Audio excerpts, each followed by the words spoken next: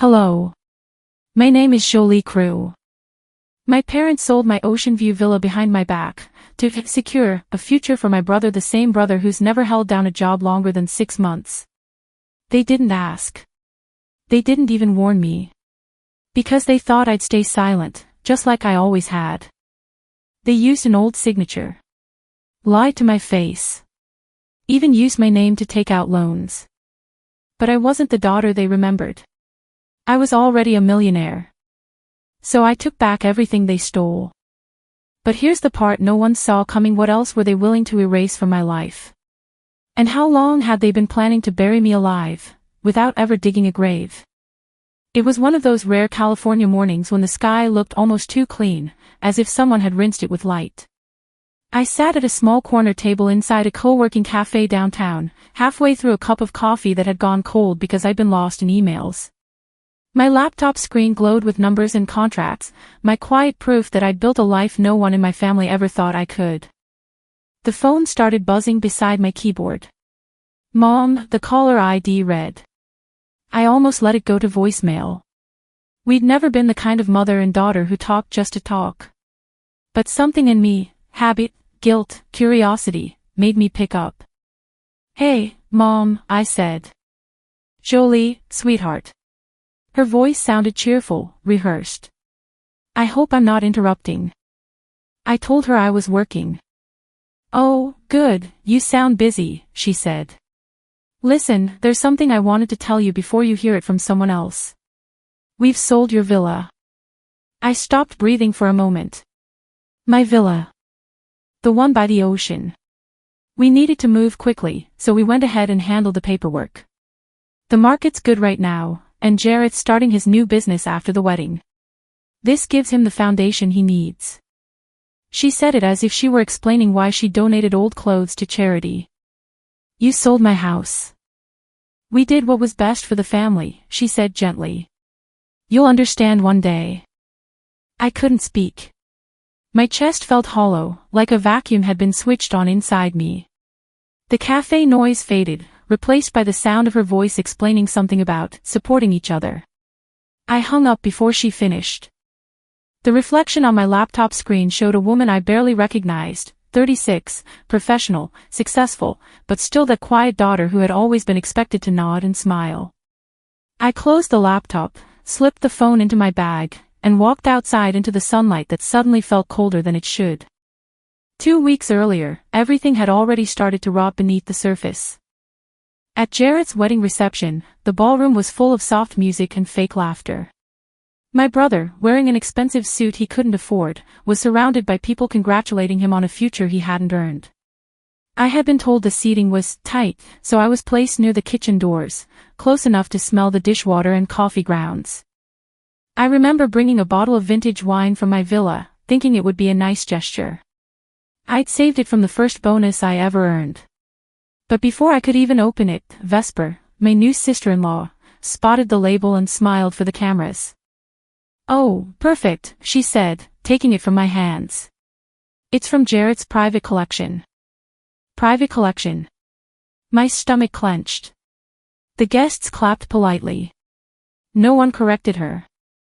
One of the men at the table, a friend of my parents, looked at me. Do you work here? He asked, half joking. You seem to know your way around. The laughter that followed didn't reach me. I smiled because that's what you do when you've spent a lifetime being told to stay gracious. Later that evening, while the crowd toasted to love and success, I slipped outside.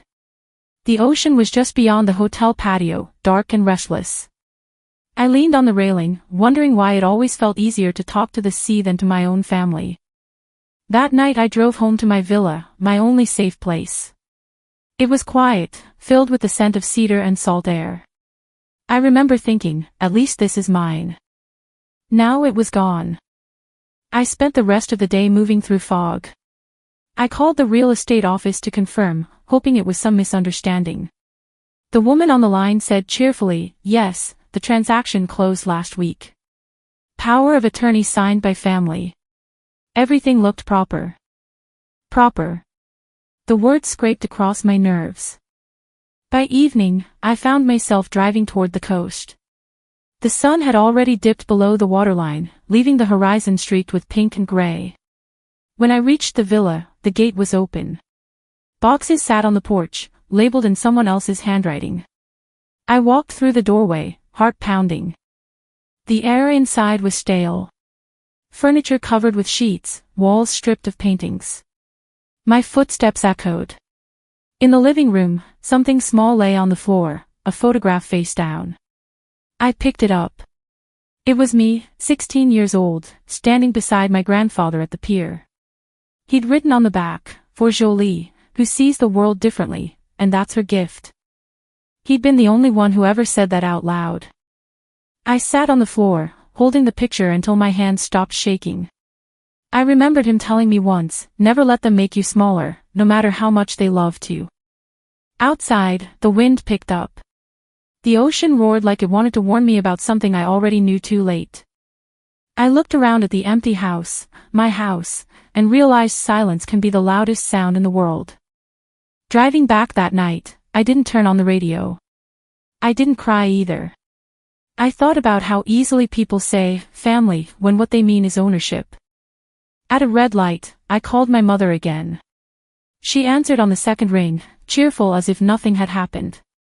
"Mom," I said, my voice steadier than I felt. "Why didn't you ask me?" "Oh, Jolie, darling, don't start this again. You're so busy with work. We didn't want to stress you. You don't even live there anymore. That's not the point." She sighed. "We've always supported you. It's time you did something for your brother. He's family too." I swallowed the anger that rose like acid. "I've done plenty." "Don't exaggerate," she said. "You've always had more than you needed. Be grateful we're helping Jareth get on his feet. He's finally taking responsibility." I laughed softly, not because it was funny but because there was nothing left to say. "Responsibility," I repeated. "Sure. That's what we'll call it." I ended the call. The traffic light turned green, and I drove until the city lights faded in my rearview mirror. Back at my apartment, I placed the photo of my grandfather on the nightstand. His smile looked calm, knowing. For the first time, I understood what he'd meant about people loving to make you smaller. I wasn't going to let them anymore. The next morning, sunlight spilled through the blinds, but I didn't move right away. My mother's voice still echoed in my head, "We sold it for the family. You'll understand one day." But that day never came, and it never will. The night after visiting the empty villa, I barely slept. I kept seeing the photograph of my grandfather lying on the floor, the dust floating above it like something sacred disturbed. Every time I closed my eyes, I heard my mother's voice again, calm, steady, utterly sure of herself. They had sold the house, for the family. I had spent years building a life of my own, and somehow it was still theirs to trade. Because I wasn't going to let them take one more thing from me, not anymore. By morning, I'd made coffee I didn't drink, showered in silence, and drove straight to the county clerk's office. The receptionist, a woman with tired eyes and bright pink nails, gave me a polite smile. "Property records?" she asked. I nodded. She slid a form across the counter. "Fill this out and I'll pull the file for you." I wrote my name carefully, as if it were evidence. The office smelled faintly of paper and disinfectant, the kind of scent that clings to official places where people come to learn unpleasant truths. A printer hummed in the corner. When the woman returned, she carried a folder stamped "Closed Transaction." "It looks like the sale went through last week," she said, flipping pages. "Power of attorney dated 3 years ago.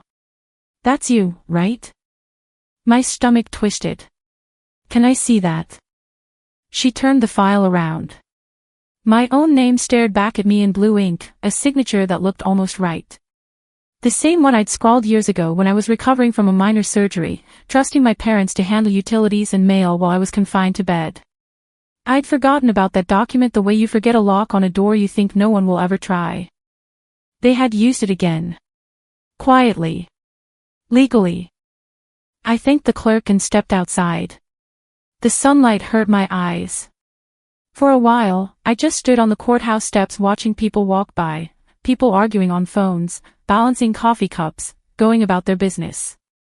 None of them knew that my life had been signed away with a pen I hadn't touched in years. I sat in my car, hands gripping the steering wheel, forcing myself to breathe slowly. I could almost hear my brother's voice echoing through the memory of that wedding night, bragging about his new beginning, his big plans. I should have seen it then, the gleam in his eyes that wasn't joy but calculation. Driving back to my apartment, I stopped by the mailbox, where a stack of envelopes waited. Bills, catalogs, and a thick white envelope addressed in my mother's handwriting. The return address, Langford Residence. I hesitated before tearing it open. Inside was a glossy wedding thank you card. Across the front, a night to remember, Jareth and Vesper Langford. The inside was worse. To all who made our day possible, it began. A long list of names followed, family, friends, vendors, people I barely knew. But not mine. Under special thanks, it said, to Jareth and Vesper, whose love inspires us all. Signed, with love, the Langford family. I stared at it for a long time. My name, missing again, erased as neatly as a smudge wiped from glass. I laughed softly, an empty sound. The same way I'd laughed years ago when I got my college scholarship and my father said, "That's nice, honey. Now don't let it make you arrogant." It was always like that, achievement treated as obligation, success as something expected, never celebrated. I bought my first car with cash at 21, and my mother's only comment had been, "Why not let your brother use it?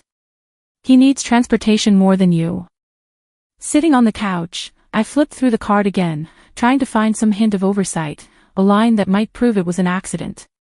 There was none. It was deliberate. Clean. Precise. I placed the card on the table, next to the photograph of my grandfather. Two artifacts from different worlds, one reminding me I mattered, the other reminding me my family never agreed. For the first time in days, my anger began to feel like energy rather than despair. I grabbed my phone and scrolled through contacts until I found the number of an old college friend who'd become a lawyer in San Francisco. He answered on the second ring. "Jolie. Wow, it's been forever. I need your help," I said. My voice surprised me, low, even, controlled. I explained everything, the sale, the reused document, the missing signatures, the tone in my mother's voice as if betrayal were an act of love. When I finished, there was a long pause. Then he said, "You signed it once, right? That power of attorney." "Yes, but..." "They found a loophole. It's wrong, but not illegal. You're not crazy, Jolie. You were just too trusting." The words hit harder than I expected. Too trusting. It wasn't the first time I'd been told that, but hearing it now felt different, like a sentence finally delivered after years of warnings. "Can I fight it? You can contest the sale. It'll take time and money. They'll fight back.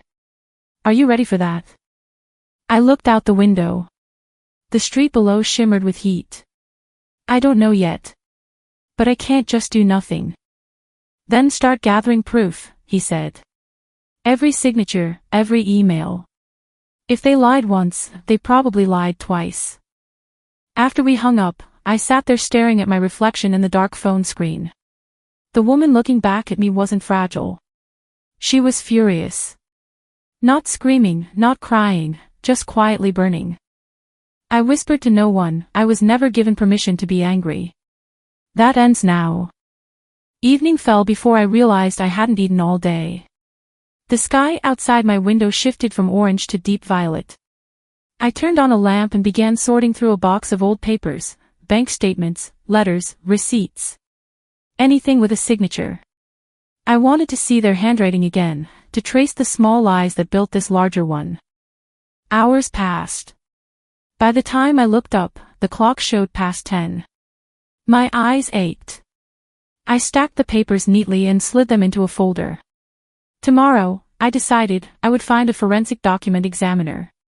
If they'd forged one thing, I needed to know what else they had taken. Before bed, I placed the wedding card in a drawer I rarely opened, the one that held things I couldn't yet throw away. Then I turned off the light and lay still, listening to the hum of traffic outside. I wasn't going to cry for what they stole. I was going to find a way to take it back. The night after I decided to call the forensic examiner, I couldn't shake the thought that truth has fingerprints. Paper keeps secrets better than people do. Handwriting doesn't lie, even when love does. That idea stayed with me until dawn. I left my apartment early, driving through the soft fog that still clung to the Santa Barbara hills. My parents were away on their post-wedding vacation, showing off family photos to anyone who'd listen. It seemed like the perfect time to return to the house I once called home. The drive up the narrow road felt longer than I remembered. Every curve carried a memory, me riding in the back seat while my brother, Jareth, sat in front, my father pointing out the coastline like he owned it. When I parked, the house looked the same from the outside, white stucco walls, rose bushes that never quite bloomed, the same creaking porch step. But the air around it had changed. I hesitated before unlocking the door, half expecting the house to push back, to remind me I wasn't welcome anymore. Inside, the air smelled faintly of lemon polish and distance. The living room was neat, controlled, my mother's doing. I walked slowly down the hallway lined with family photographs. There used to be one of me there, taken the day I won the state science fair, 13 years old and holding my project ribbon with both hands. It had hung between my parents' wedding portrait and Jareth's Little League photo. Now it was gone. In its place hung a blown-up wedding shot of Jareth and Vesper. My brother's arm around her waist, both smiling like they were born for the camera. The frame that once held me had vanished completely. I heard a voice behind me and turned. It was a neighbor's daughter, maybe 10, holding a box of cookies. "Hi," she said shyly. "Are you Jareth's aunt?"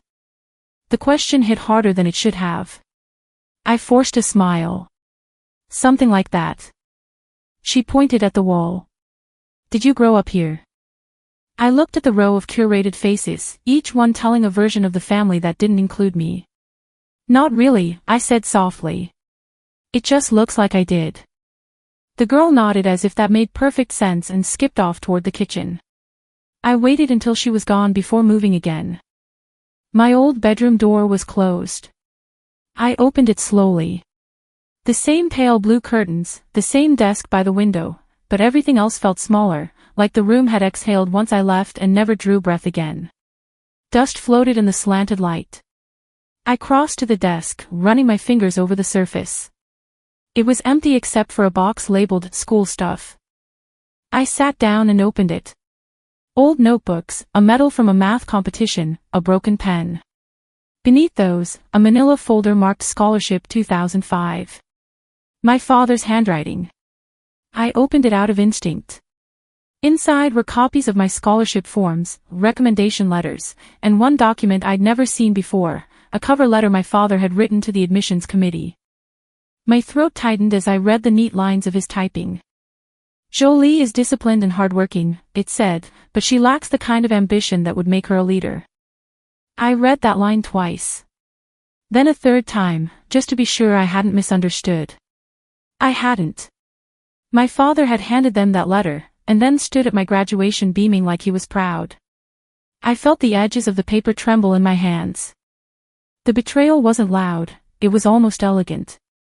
It lived in the quiet spaces between words. I set the letter down and sat on the bed. For a while I just stared at the sunlight crawling across the floorboards. "They never believed in me," I whispered.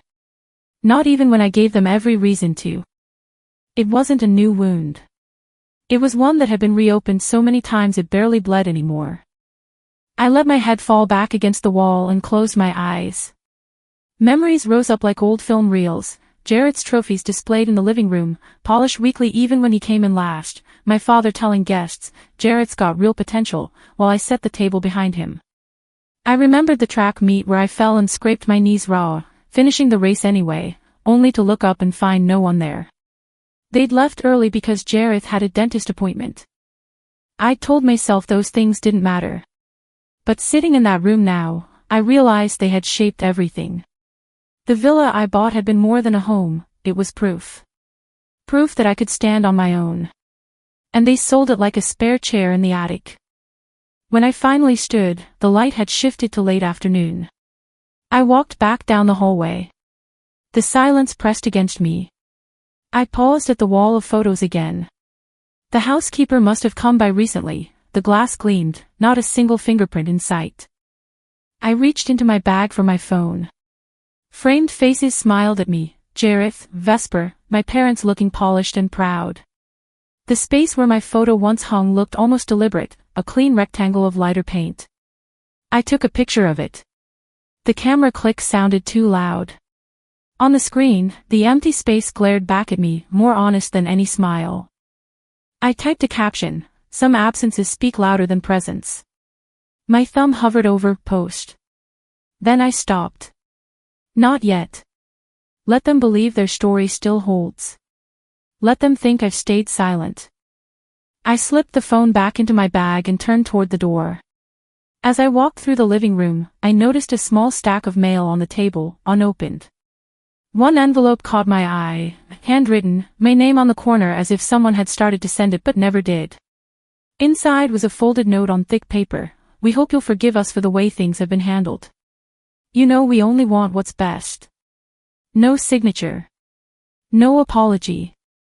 I placed it back exactly where I'd found it. Outside, the sun had started to dip, brushing gold across the roof.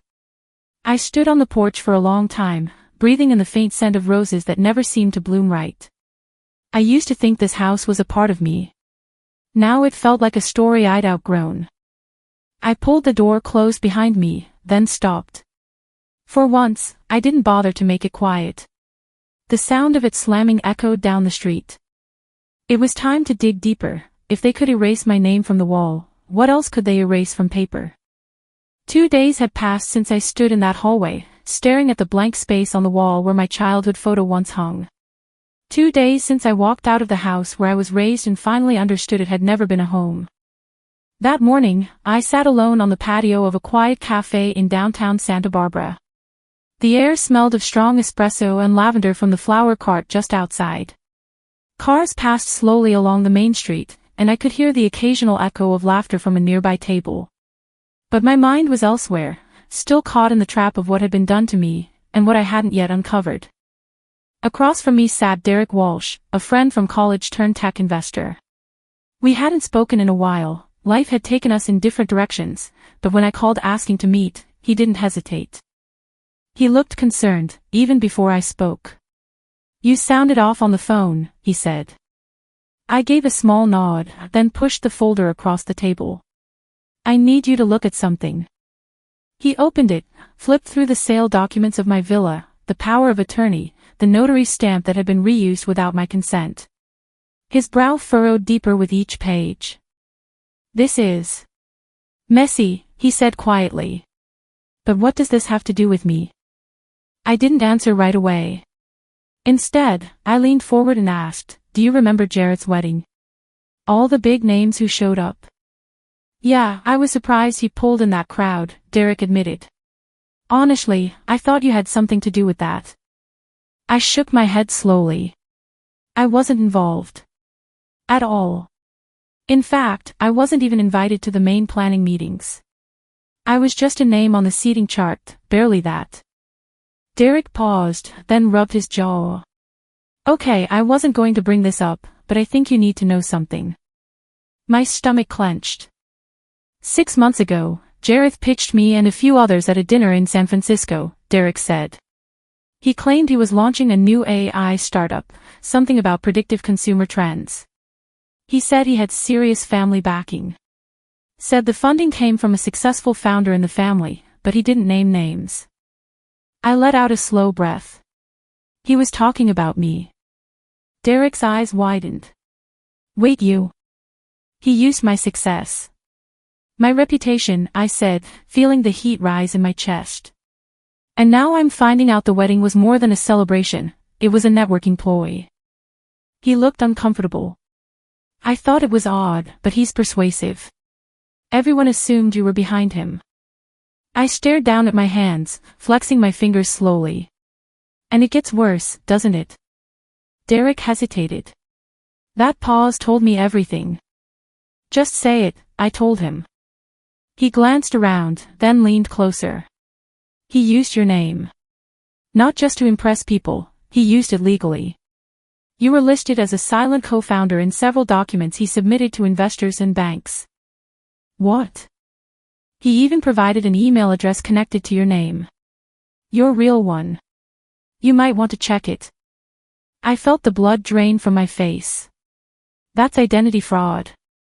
Derek nodded. Technically, yes. But it's wrapped in so much legal gray area, your prior relationship, your name being associated with him, it'll take time to untangle. But there's more. Of course there was. I know someone at Sonoma Capital who told me they processed a loan for him 3 months ago. One of the verification contacts listed? Your name. Your cell number. The application made it sound like you'd endorsed the whole thing. I stood up so quickly my chair scraped loudly against the concrete. Derek reached for my arm. Jolie, wait. But I was already moving. I muttered a half apology and walked fast toward the alley behind the cafe. The air felt thicker there, heavy with the scent of garbage and exhaust. I leaned against the wall and bent over, the nausea twisting up from somewhere deep. I didn't throw up, but I came close. My brother had not only stolen my house, he'd used my name to secure funding. He dragged me into whatever tangled mess he was building, probably thinking I'd never find out. That I'd stay quiet, like always. I remembered my father's voice when I was 17, after I told him I didn't want to major in business like Jareth. Family means never saying no when it matters. Translation, you don't get to choose what you give up. Not if it serves the people they really care about. That same afternoon, I drove back to my apartment, my knuckles white around the steering wheel. I didn't turn on the radio. I needed silence to think, to plan. Back inside, I made 3 calls. The first was to a law firm in San Francisco that handled corporate identity theft. The second, to a document analyst who specialized in forgery. And the third, to someone I hadn't spoken to in years, but who'd once told me, when the world tries to rewrite your story, write louder. His name was Callum Rourke, my old university mentor. He picked up on the first ring. Jolie, he said, and just the sound of his voice steadied me. I need your help, I told him. I think my family is trying to ruin me. He didn't ask for details. Come see me. Tomorrow. Noon. I hung up and sat on the edge of my bed, staring at the floor. The adrenaline was fading, replaced by something colder. This wasn't just about betrayal anymore, it was about theft. Theft of reputation, autonomy, future. I was still sitting there an hour later when my lawyer called back. This is going to get ugly, she warned. If you go after this, it will not stay quiet.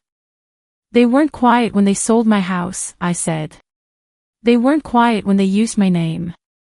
I don't need it to stay quiet, I need it to be right. That night, just before bed, I checked the email account I hadn't used since college, the one I'd abandoned years ago but never officially shut down. And there it was. A subject line that made my stomach lurch. Urgent, you are being investigated for loan default. I clicked on it, hard hammering. The message was cold and clinical, informing me that my association with Langford Analytics LLC had resulted in missed payments, and legal action may follow. I stared at the screen, the words blurring together. They thought I would back down, they were wrong. The email about the loan default kept replaying in my mind for 2 nights straight. Each time I closed my eyes, I saw the words in bold black letters, "You are being investigated."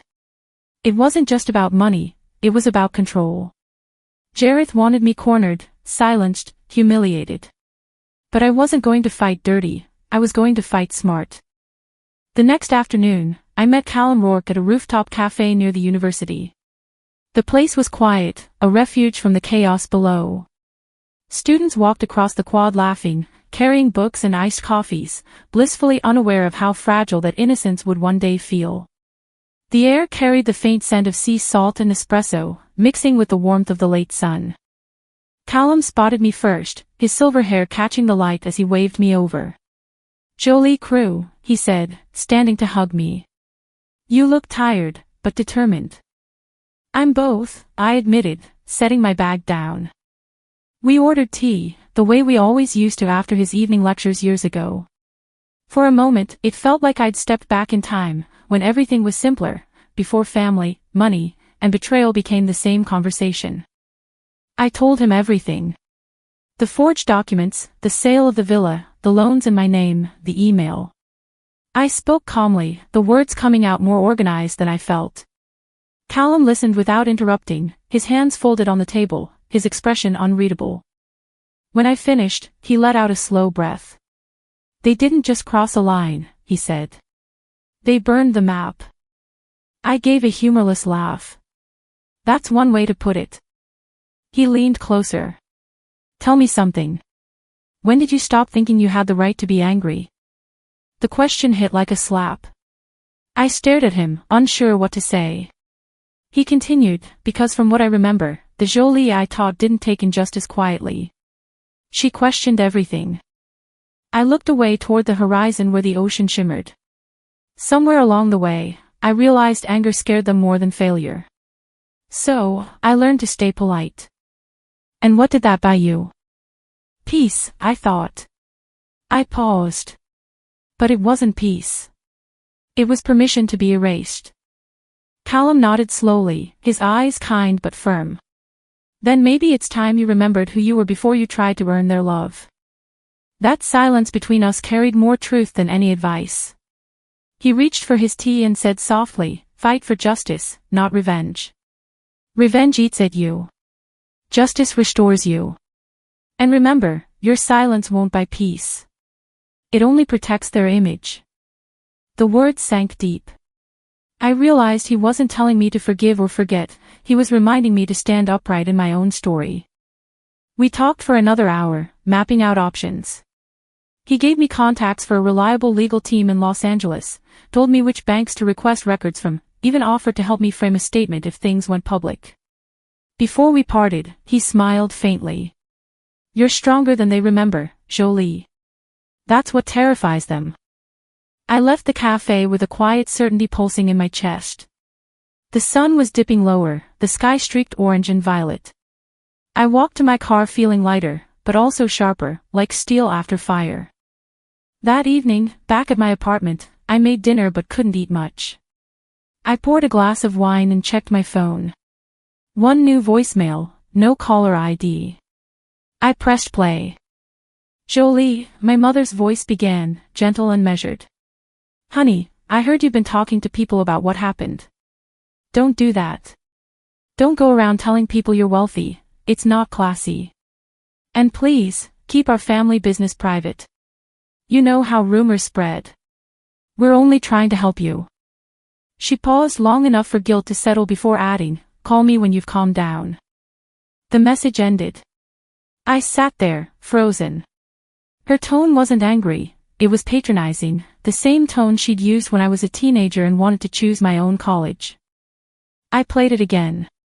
Once, twice, a third time. Every word dripped with control disguised as concern. It wasn't a warning, it was a leash. Finally, I deleted it. No reply.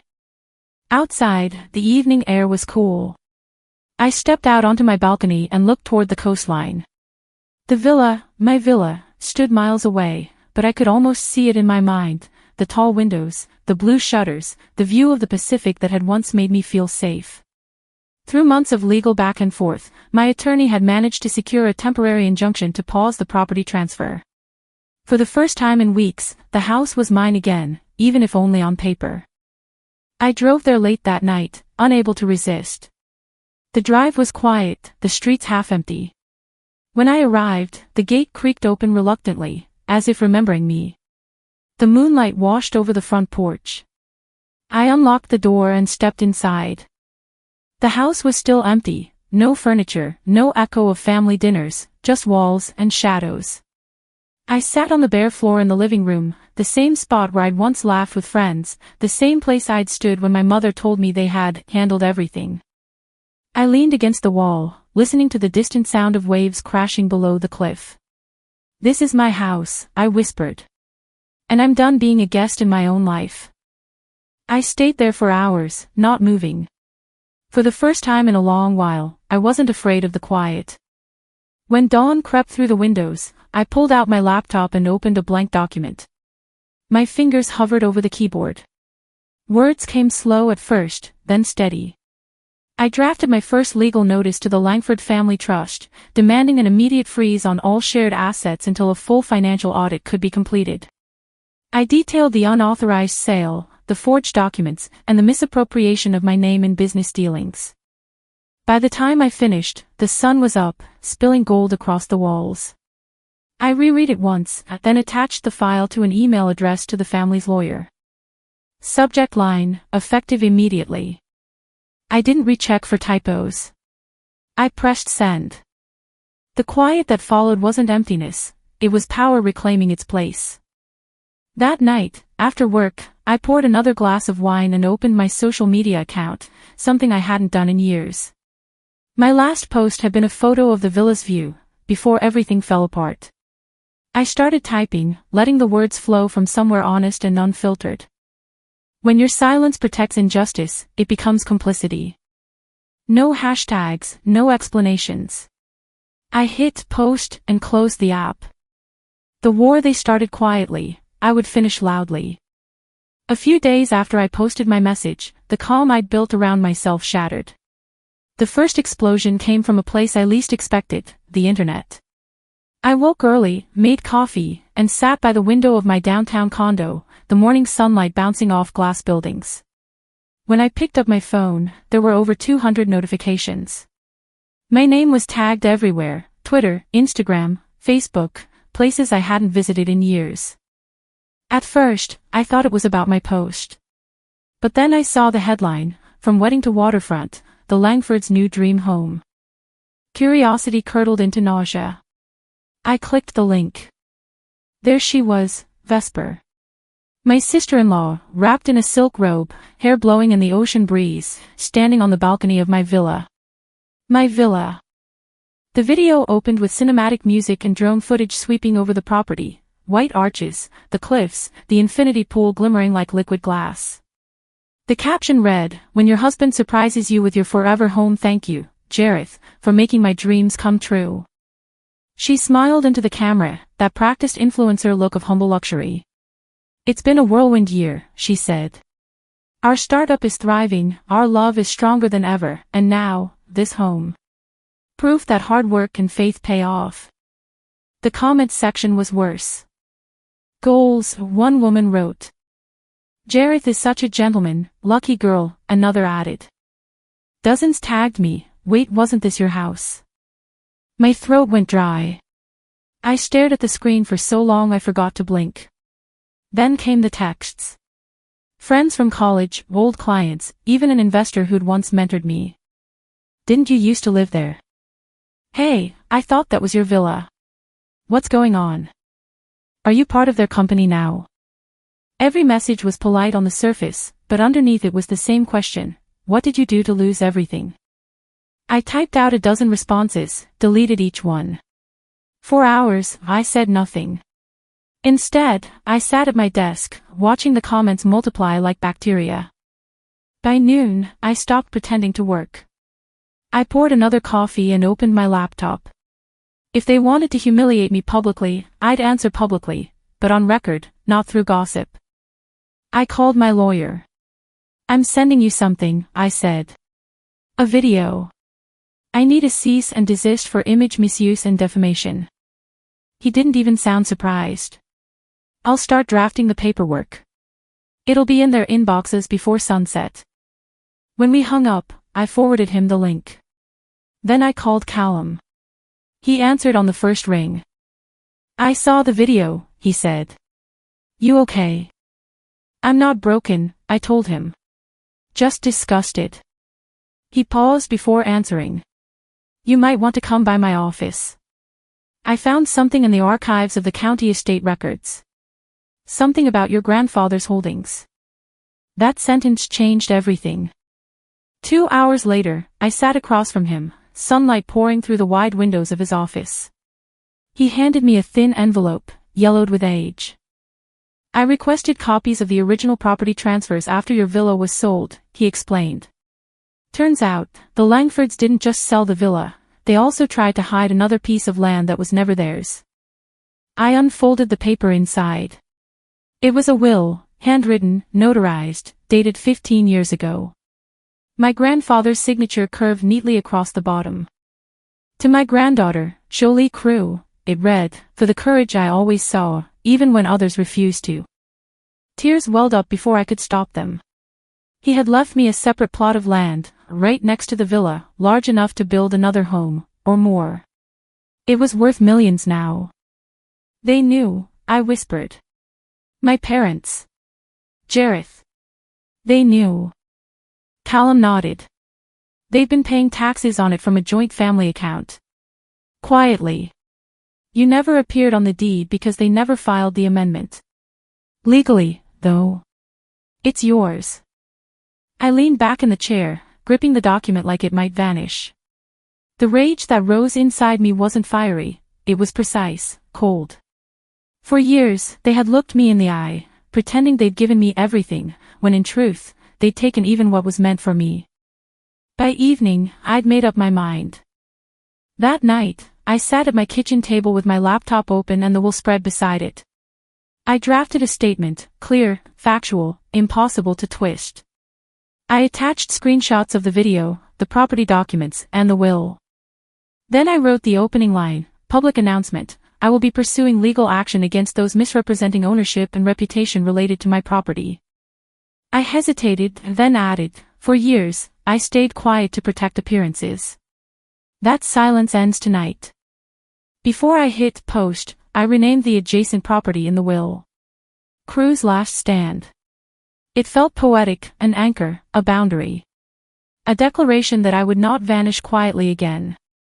Within minutes, my email filled with responses, some supportive, some skeptical, all curious. A few old colleagues messaged, proud of you for standing up. But there were also others, this could ruin your family's name. To that, I thought, maybe it's time it did. An hour later, my phone buzzed. Unknown number. The message was short. Stop digging. You don't want to know what else we hid. I stared at it, rereading every word. The threat wasn't direct, but it didn't have to be. My hands trembled, not from fear, but from certainty. They had buried more than one secret. I set the phone down beside my wine glass, staring out the window at the city lights flickering below. My reflection looked back at me from the glass, calm, unblinking, resolved. They thought humiliation would keep me quiet. They didn't know it had done the opposite. But I did. I wanted to know every single lie they ever told. Because truth isn't pain, it's power. And I was ready to wield it. That night, rain pounded against the windows of my condo like it had a personal grudge. Lightning flashed over the Santa Barbara skyline, illuminating the glass buildings for a heartbeat before everything slipped back into shadow. I sat at my dining table, surrounded by documents, screenshots, and a half-empty mug of coffee that had gone cold hours ago. My laptop screen glowed with emails, some supportive, some hateful. But none of it mattered. Every message, every headline, every whisper from people who once smiled to my face only fueled me further. Then came the knock on my door. 3 short raps. Firm. Familiar. I froze, instinct tightening my stomach. It was almost 9 in the evening, too late for neighbors, too early for trouble. I hesitated, then opened the door halfway. Hey, Jolie. The voice hit me like a memory I'd buried years ago. Kai stood there, my ex-boyfriend, looking older but somehow the same. A little grayer around the temples, the same blue eyes that once felt like home. What are you doing here? I asked, gripping the door frame. He gave a nervous laugh. I saw what's been going on online. Figured you could use a familiar face. I was in town. I wanted to slam the door and invite him in at the same time. You shouldn't be here, I said quietly. Yeah, he admitted, brushing rain off his jacket. That's kind of the story of us, isn't it? Me showing up when I shouldn't and disappearing when I shouldn't have. I stepped aside without answering. He walked in slowly, glancing around the apartment. You always liked simple spaces, he said, smiling faintly. No clutter. No distractions. I like peace, I replied. It's rare. He nodded, hands in his pockets.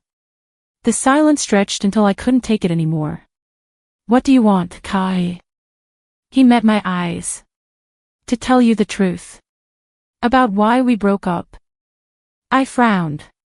You said it wasn't working. You just stopped calling. I lied, he said. You don't know what really happened. The storm outside cracked with thunder, echoing through the room. He took a step closer. Your mother called me. My breath caught. What? He nodded slowly. She told me you were too focused on your career. Said you didn't need distractions. She told me you'd met someone better for your future, and that staying with me would only hold you back. My knees felt weak, but I refused to sit down. She said that. She made it sound like an act of love, he continued. Said you agreed. That you wanted me gone, but didn't know how to say it. The air between us thickened. So you just believed her? I asked, my voice low. He looked ashamed. I thought she was protecting you. I didn't want to make things worse. I figured you'd call if she was wrong. But when you didn't, he trailed off, shaking his head. I thought you moved on. Anger and grief tangled inside me. All those months of wondering what I'd done wrong, when all along, it was just another decision my family made for me. Another theft. You should have told me, I said, tears stinging my eyes. I know. His voice cracked. I thought I was doing what your family wanted. I didn't realize they were afraid of you being too free. He left an hour later, after we said everything we could and nothing that fixed it. I stood by the window long after his car disappeared into the storm, my reflection faint in the glass. It wasn't heartbreak this time, it was fury sharpened by understanding. They had controlled every corner of my life, even the parts that had nothing to do with them. The next morning, I drove through gray drizzle to the outskirts of town, where Lindy Cross lived. She'd been our housekeeper when I was growing up, a quiet woman with a warm laugh who always seemed to know when I was upset. She answered the door before I could knock twice. Jolie Crew, she said, pulling me into a hug. It's been years. Her house smelled like cinnamon and soap. We sat at her kitchen table, steaming mugs of tea between us. I told her why I was there.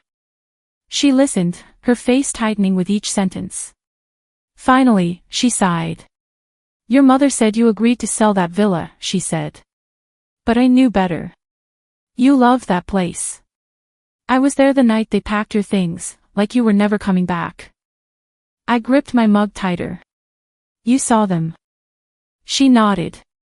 Your brother and that wife of his. They told the movers to clear the closets and storage. I asked if you knew. Your mother said, of course she does. She's fine with it. But the look on her face, Jolie, it wasn't fine. Then she stood, walking to a small drawer by the fridge. I kept something. I didn't know why at the time. Maybe I do now. She returned with an old cell phone, scratched and taped.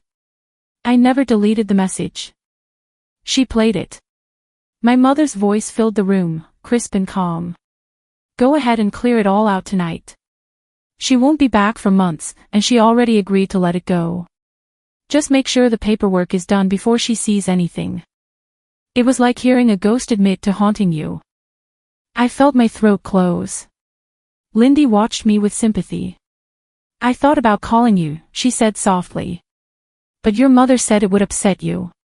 I didn't realize how deep it went. I placed my hand over hers. You did more than enough by saving this. That afternoon, I drove home in silence, the recording playing over and over in my mind.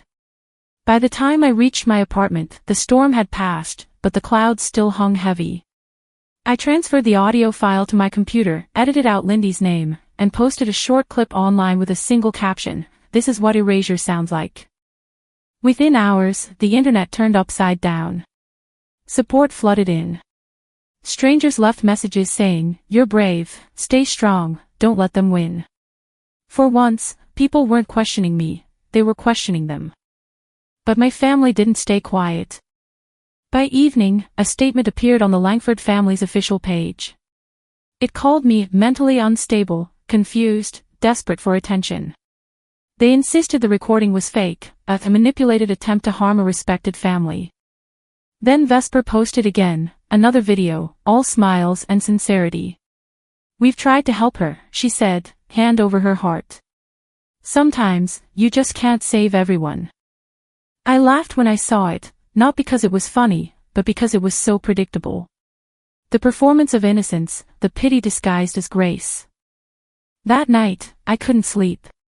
I needed to see something real, something that still belonged to me. So I drove to the piece of land my grandfather had left me, the one I'd renamed Crew's Last Stand. The road was muddy from the rain, and the air smelled of wet earth and salt. When I arrived, I parked by the old gate. The moonlight caught something new beyond the fence, a half-built structure. Beams of wood, stacks of cement blocks. A foundation already poured. I walked closer, my shoes sinking into the mud. My breath hitched. They weren't just stealing my past, they were building over my future. By the time the sun rose the next morning, the rain had stopped, but the storm inside me hadn't. My boots sank slightly into the soft dirt as I stepped away from the illegal foundation Jareth had laid on my grandfather's land. Each plank, every nail in that half-built structure, wasn't just wood and concrete, it was proof of how far they were willing to go to erase me. And now I had every reason to burn it all down, legally, of course. The sky was overcast when I walked into my lawyer's office in downtown Santa Barbara later that morning. Her receptionist offered me coffee, but I declined.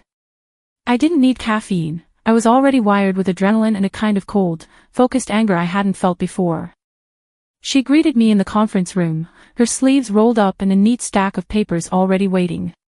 I handed her the folder I'd been compiling for weeks, notarized timelines, photos, the recording from Lindy, the documents Callum had uncovered, and most importantly, the new forensic report. "This is the one," I said, sliding the final piece of evidence across the table. She flipped through it quickly but carefully. "This is solid," she murmured. "Digital overlay, consistent with Vesper's stylus signature. Dated and cross-referenced with her known handwriting samples from the startup's early promotional documents." She looked up. "It's not just unethical now. It's criminal." My pulse didn't even quicken.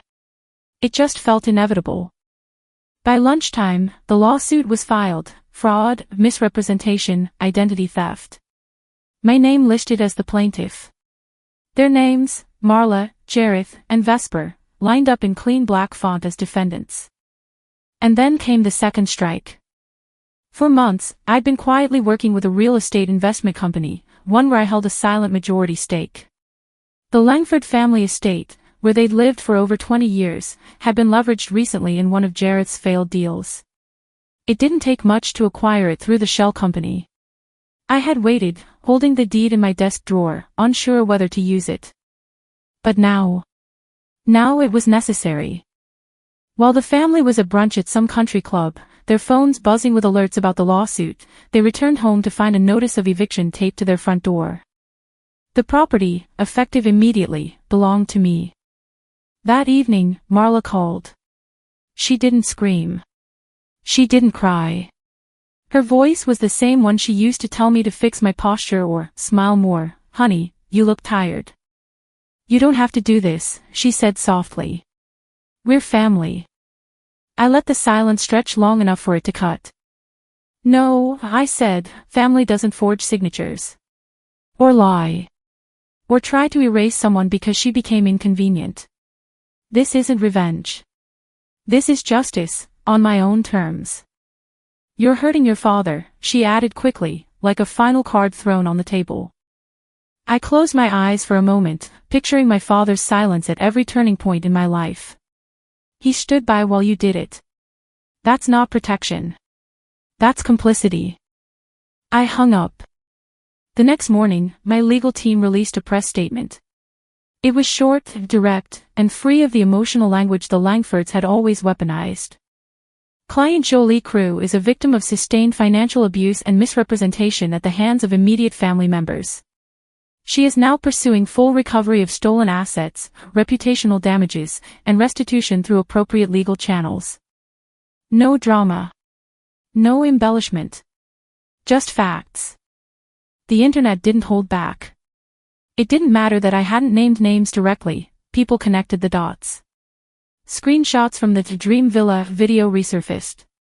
Comments flooded with phrases like, "This aged terribly," and "Karma comes fast when you lie that boldly."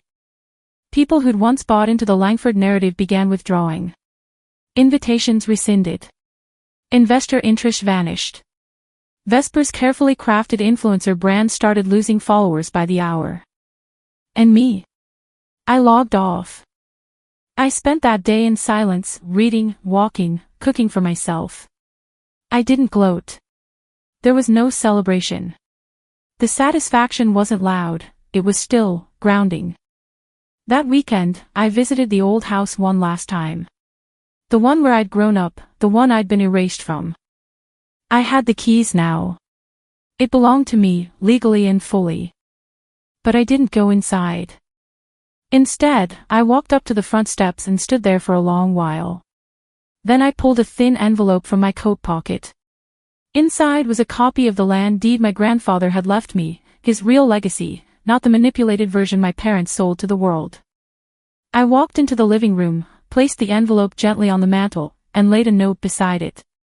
This should have been the only paper that mattered. I looked around one last time, not at the furniture or the walls, but at the corners where my childhood used to live. Then I turned and walked out. I didn't look back.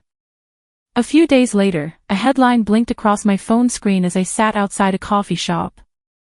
Langford family faces criminal investigation for fraud and forgery.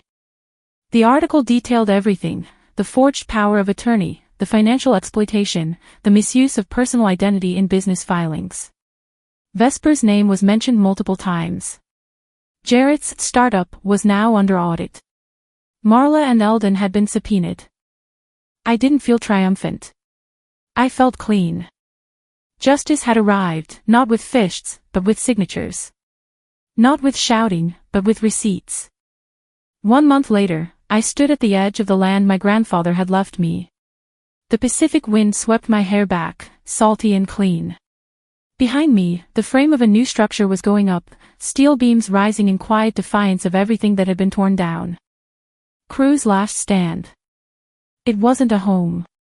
It wasn't for me. It was for the women who'd been used, erased, silenced, just like I had been.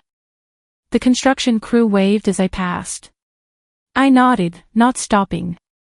I needed the morning to myself. I followed the slope down to the cliffside path, my boots crunching softly against gravel and dry grass. The ocean below didn't care about what had happened. It kept moving, indifferent. But I wasn't indifferent anymore. Every morning, I journaled. My therapist, a quiet, kind woman who asked the right questions without ever pushing too hard, had suggested it. Some days, I wrote, I miss them. Other days, I don't know if I ever had them. And some mornings, like this one, I'm glad it's over. I didn't lie to myself anymore.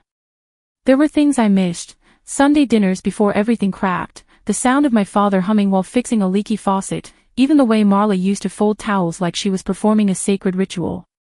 I missed the illusion. But not the reality. A few days after the press release, I received a letter from Marla and Eldon. It wasn't an apology. It wasn't even a denial. It was 1 paragraph long and used words like disappointment, dignity, and family values. There was no signature. Just the Langfords. I kept the envelope, though. Not the letter, just the envelope. It sat in a drawer with the deed from my grandfather and the photograph from the villa floor. A reminder of who I used to be. Jarrett filed for bankruptcy within 3 weeks of the investigation announcement. His startup had never existed outside of pitch decks and borrowed money. Vesper vanished from social media within days, her accounts deleted, comments wiped clean. But the internet doesn't forget. People whispered. Emails circulated. It didn't bring me joy. But it brought balance. Callum visited the land one afternoon. We walked along the unfinished hallways of what would soon become a retreat space, bedrooms with ocean views, a community kitchen, a reading library. They tried to bury you with silence, he said, his voice carrying in the open space. You rebuild with truth. I looked out the window at the coastline. Justice isn't loud, I said. It's what stays when the noise dies down. He smiled, proud. Not of what I destroyed, but what I was building. The first 3 residents arrived a week later. One had been pushed out of her home by a manipulative brother. Another had co-signed on a business loan for her boyfriend, only to be left with the debt. The third simply needed somewhere quiet to remember who she was before she became someone else's story. I saw pieces of myself in each of them. Before the villa, before the lawsuits, before the silence turned into resolve. Each evening, we shared tea on the porch. No one had to talk. But sometimes we did. Sometimes one of them would say something like, he told me I was overreacting, or, they made me believe I owed them everything. And I would nod, not because I pitied them, but because I remembered. I walked the grounds every day, checking on progress, planting lavender along the walkway, organizing book donations. I didn't need control, I just needed care. The kind I had once begged for in my own home. And I still wrote. The pages weren't always filled with hurt anymore. Some days I wrote about the sea. Other days, about the recipe I'd finally gotten right. Some entries were just names, people I'd lost, people I'd outgrown. Then one morning, I walked to the shore with a small bottle in hand. Inside was a note I had folded carefully. To the next girl who thinks she has to earn love by staying silent, you don't.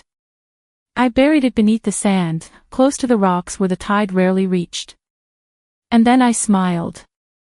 Not because everything was fixed. Not because the pain had vanished. But because I had chosen something better than revenge. I had chosen to become someone I could live with. They tried to silence me with betrayal. I answered with my name, written in deeds, not whispers. Sometimes the deepest betrayals don't come from strangers, but from the people who once kissed us goodnight. This story isn't just about revenge, it's about reclaiming your voice, your worth, and your boundaries. Have you ever been treated like a placeholder in your own family? Let me know in the comments below, your story might help someone else feel less alone. And if this resonated with you, don't forget to subscribe.